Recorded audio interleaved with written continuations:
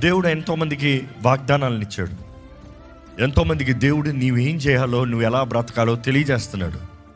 కానీ ఎంతోమందికి ఆ వాగ్దానాల్ని స్వతంత్రించుకోవడానికి కావాల్సిన క్రమశిక్షణ లేదు. No discipline.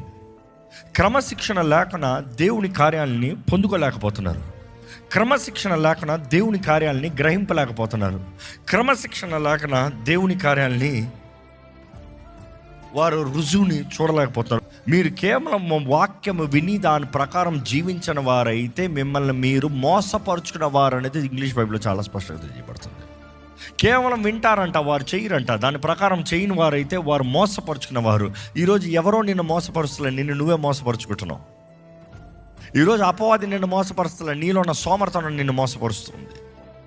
ఈరోజు ఎవరో బయట వ్యక్తి నిన్ను మోసపరుస్తలేదు. నీ జీవితంలో నీ గమ్యంని చేరనోకనా నీలో ఉంది చూడు ఈ సోమర్థనం.